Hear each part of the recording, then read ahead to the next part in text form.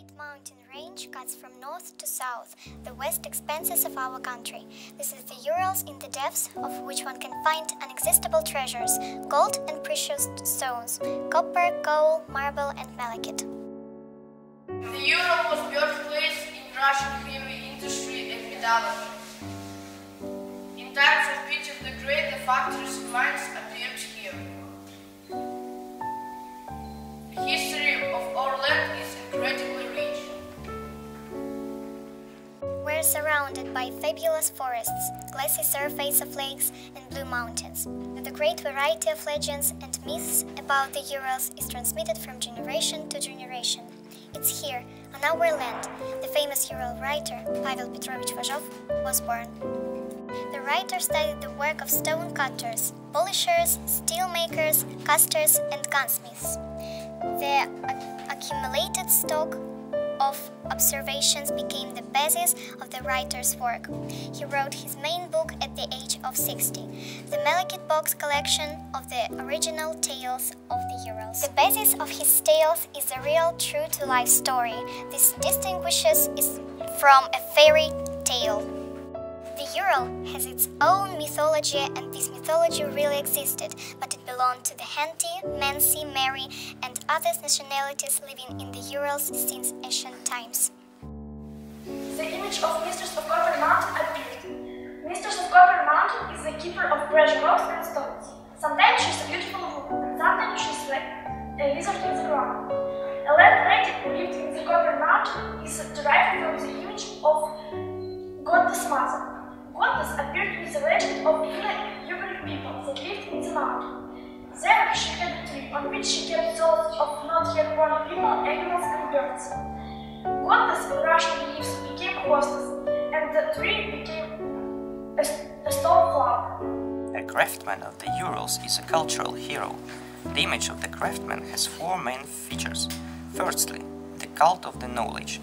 This trait was inherited from the foreign engineers that worked in the Ural factories, and Danila from the tale also wanted to know the secret of the beauty of the stones. Secondly, the craftsman is very hard-working. This trait of characters came to the Urals with runaway pilgrims. The only way to survive in the wild lands was to work hard. Thirdly, the wise craftsman doesn't invent anything new, but makes the existing things perfect.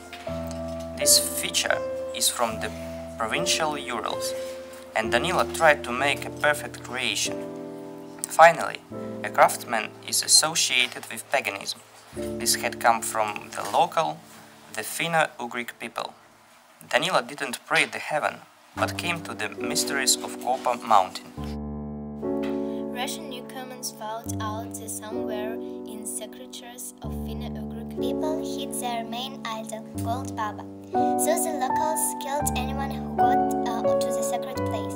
In Russian retelling, Gold Baba and the house on poles came together, and there was a terrible Baba Yaga, who lived in the hut on chicken legs, killed intruders and sniffed full Russian spirits' mouths. This fabulous deer came down from the heaven.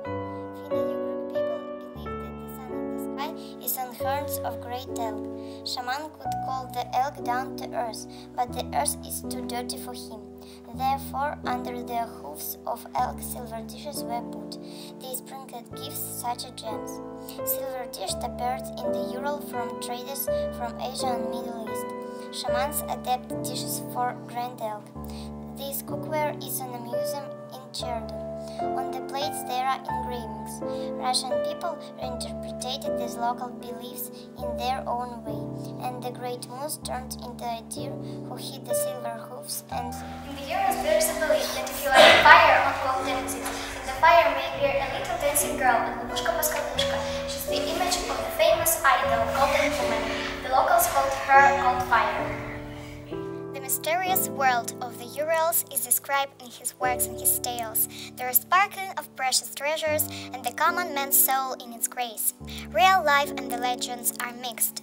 The great way on the craftsman set off. For the story of our land's glory, thank you, Pavel Petrovich Bajov.